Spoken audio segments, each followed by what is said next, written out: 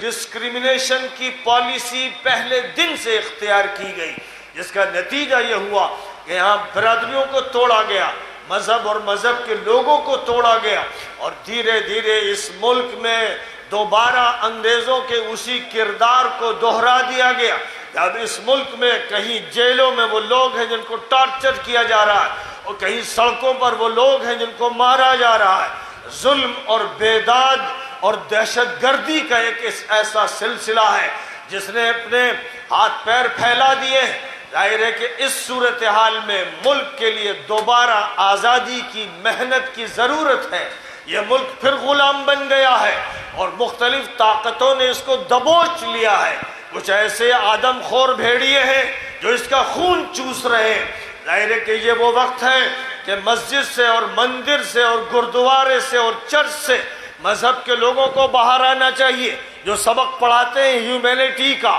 سبق پڑھاتے ہیں مانوتا اور انسانیت کا، جو یہ کہتے ہیں کہ سب کا مالک ایک ہے، ایشور ایک ہے، ہم سب اس کے بندے ہیں، جو یہ کہتے ہیں کہ سب سے پہلے دو انسان تھے، ایک مرد و عورت، جن سے انسان کی نسل چلی ہے، کالا ہو یا گورا ہو، امریکہ کا ہو یا آسٹریلیا کا ہو، یورپ کا ہو یا افریقہ کا ہو یا ایشیا کا ہو، جتنے بھی انسان ہیں سب کے ماں باپ ایک ہیں، سب کا مالک ایشور پروردگار ایک ہے، اور اس اعتبار سے ہم سب کے سب بھائی بھائی ہیں۔ سینی جی ہمارے بھائی ہیں جیسے منر توقیر ہمارے بھائی ہیں۔ یہ ہمارا عقیدہ ہے، یہ ہمارا سیاسی نظریہ نہیں ہے، یہ وہ عقیدہ ہے جو ہم اپنے مدرسے میں پڑھاتے ہیں، مکتب میں پڑھاتے ہیں، مسجد میں جس پر تقریر کرتے ہیں، اور ملک میں ہر جگہ جا جا کر کہتے ہیں۔ اور میں آپ سے بتانا چاہتا ہوں کہ میں کینیڈا گیا، امریکہ گیا، یورپ کے ہر ملک میں گیا، میں افریقہ گیا، میں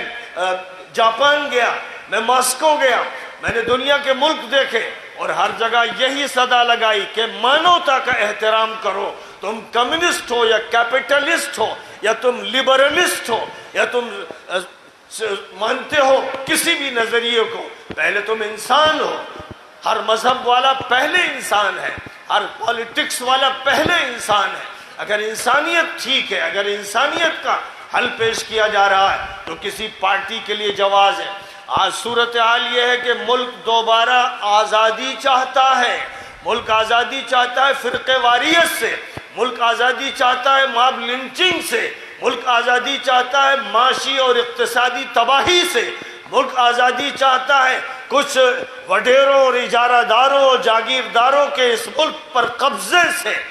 دوبارہ یہ ملک آزادی چاہتا ہے، اور اسی آزادی کے لیے ہم جمع ہوئے ہیں۔ مجھے نہ کسی پارٹی کا سے تعلق ہے اور نہ میرا سیاسی کوئی مسئلہ ہے، میں تو ایک مذہبی انسان کی حیثیت سے وہ صدا لگا رہا ہوں جس صدا کو ایشور پسند کرتا ہے، پروردگار پسند کرتا ہے۔ میں اس زندگی کے بعد کی زندگی کے لیے یہ بات کہہ رہا ہوں، اور سب سے کہہ رہا ہوں کہ اگر انہوں نے ظلم اور ذاتی اور نئے ٹیررزم سے توبہ نہیں کی تو پھر یہ ملک تباہ ہو جائے گا۔ اس لیے آج جو پارٹیاں اور جو مختلف برادریوں کے لوگ اکٹھا ہوئے ہیں،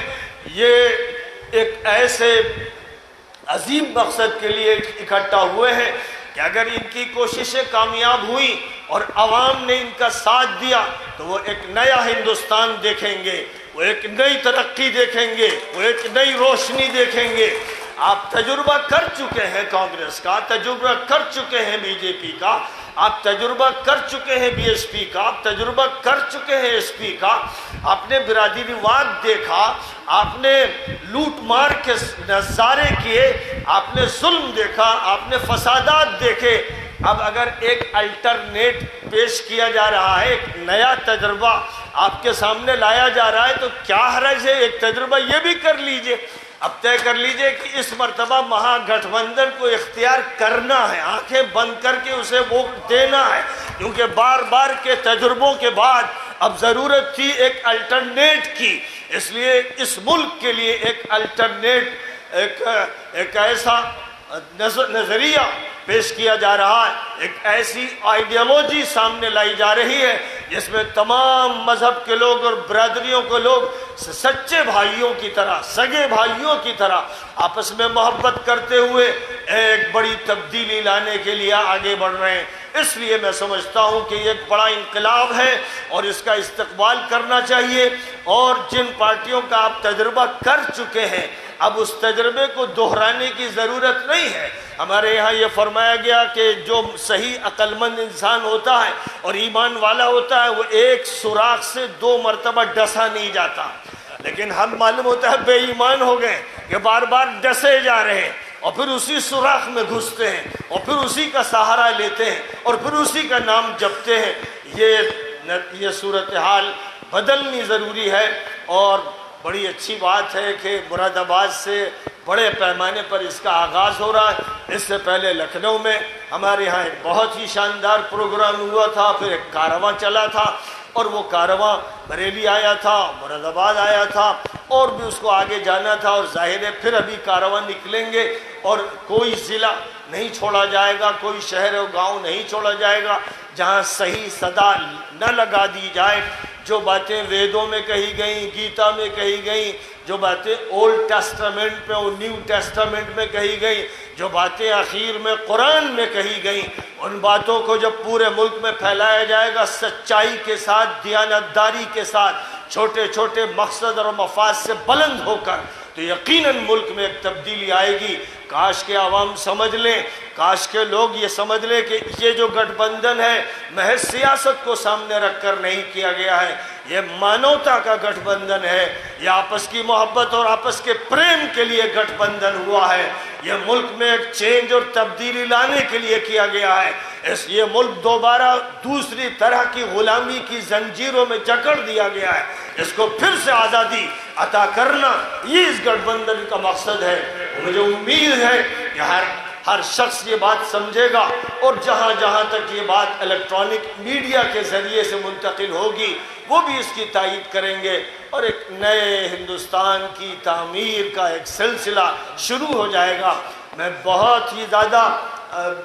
میں مبارکباد بھی دیتا ہوں اور شکریہ ادا کرتا ہوں حضرت مولانا توقیر رضا صاحب کا۔ اللہ تعالیٰ نے ان کو جو دماغ عطا کیا ہے، جو فہم عطا کیا ہے، جو وسعت عطا کی ہے، جو کشادگی عطا کی ہے، یہ جس طرح ملت کو بھی جوڑنا چاہتے ہیں اور وہ تمام انسانوں کو جوڑنا چاہتے ہیں، وہ آپ نے ان کی زبانی خود ہی سن لیا۔ یہ زبان نہیں بول رہی تھی، ان کا دل بول رہا تھا، اور الحمدللہ میں نے اس کا تجربہ بار بار کیا، تو میں ان کا قدردان ہوں اور میں ان کی تعریف کرتا ہوں، اور میں یہ چاہتا ہوں کہ سب لوگ جڑتے چلے جائیں، جتنے لوگوں کو بھی جوڑا جا سکے، اور جو یہ سمجھتے ہیں کہ ان کی جگہ بنی ہوئی ہے، مولانا نے بھی کہا اور میں بھی کہتا ہوں کہ شاید اگر اللہ کا فیصلہ ہوا، پروردگار نے چاہا، تو وہ آپ ہی کی چوکھٹ پر آئیں گے کہ وہاں گٹھ بندھن میں ہمارے لیے بھی کوئی گنجائش ہے یا نہیں۔ بعید نہیں ہے، تو اللہ کا کرشمہ ہے۔ ہم تو بھائی مذہب والے آدمی ہیں، اپنے مالک سے اللہ سے دعا مانگتے ہیں اور یہی کہتے ہیں کہ اے اللہ اس ملک کی حالت کو سدھار دے، اس ملک سے ظلم ختم ہو جائے، اس ملک میں انصاف ہو، اس ملک میں بھائی چارہ ہو، اس ملک میں ہر طرف امن ہو اور یہ ملک ترقی کرے۔ ہماری صرف یہ تمنا ہے، اسی لیے ہم ان کے ساتھ کھڑے ہیں اور دعا کرتے ہیں کہ ہمارا اللہ قبول فرما لے، برکت عطا فرما دے، ترقی نصیب فرمائے۔ آخر دعوانا